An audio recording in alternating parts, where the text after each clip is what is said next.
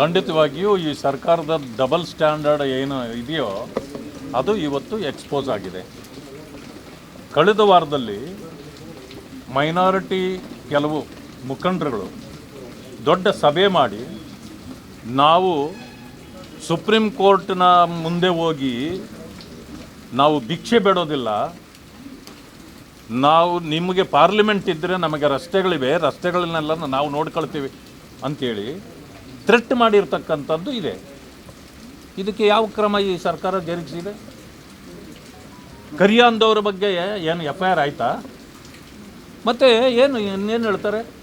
ಆದರೆ ವಕಫ್ ಬೋರ್ಡಿನ ವಿಚಾರದಲ್ಲಿ ಇವತ್ತು ರೈತರಿಗೆ ಆಗಿರ್ತಕ್ಕಂಥ ಅನ್ಯಾಯದ ಆಕ್ರೋಶದಲ್ಲಿ ಸ್ವಾಮೀಜಿಗಳು ಆವತ್ತು ಒಂದು ಮಾತನ್ನಾಡಿದ್ದಾರೆ. ಅದಕ್ಕೆ ಅವರು ಪಶ್ಚಾತ್ತಾಪವನ್ನು ವ್ಯಕ್ತಪಡಿಸಿದ್ದಾರೆ. ಇದರಿಂದ ನೋವಾಗಿದ್ದರೆ ನಾನು ಕ್ಷಮೆ ಕೇಳ್ತೀನಿ ಅಂತಕ್ಕಂಥ ಮಾತನ್ನು ಹೇಳಿದ ಮೇಲೆ ಇನ್ನೇನಿದೆ? ನಿಮ್ಮ ಪಕ್ಕದಲ್ಲೇ ನಿಂತ್ಕೊಂಡು ಪಾಕಿಸ್ತಾನಕ್ಕೆ ಜಿಂದಾಬಾದ್ ಅಂದವ್ರನ್ನ ನೀವು ರಕ್ಷಣೆ ಮಾಡ್ತೀರಿ, ನಿಮ್ಮ ಜೊತೆಯಲ್ಲೇ ಇಟ್ಕೊಳ್ತೀರಿ. ಆದರೆ ಇಲ್ಲಿ ನೀವು ಮಾಡಿದ ತಪ್ಪಿಗೆ ಆಕ್ರೋಶವಾದಾಗ ಒಂದು ತಪ್ಪು ಮಾತು ಆಡಿದ್ದಕ್ಕೂ ಕೂಡ ಅವರು ಕ್ಷಮೆ ಕೇಳಿದ್ರು ಮತ್ತೆ ನೀವು ಅವರ ಮೇಲೆ ಶಿಸ್ತು ಕ್ರಮ ಜರುಗಿಸ್ತೀರಿ ಅಂತಂತಂದರೆ ಇದು ಡಬಲ್ ಸ್ಟ್ಯಾಂಡರ್ಡ್ ನಿಮ್ಮದು. ಆಮೇಲೆ ಓಲೈಕೆ ಇದೆ.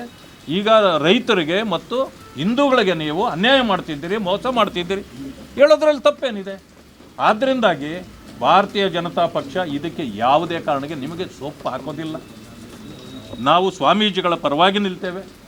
ಇವತ್ತು ನೀವೇನು ಅನ್ಯಾಯ ಮಾಡ್ತಾ ಇದ್ದೀರೋ ಅದನ್ನು ಜನತೆಗೆ ಎತ್ತಿ ತೋರಿಸ್ತಕ್ಕಂಥ ಕೆಲಸವನ್ನು ಕೂಡ ನಾವು ಮಾಡ್ತೇವೆ ಅಂತಕ್ಕಂಥ ಮಾತನ್ನು ಹೇಳ್ತೇವೆ.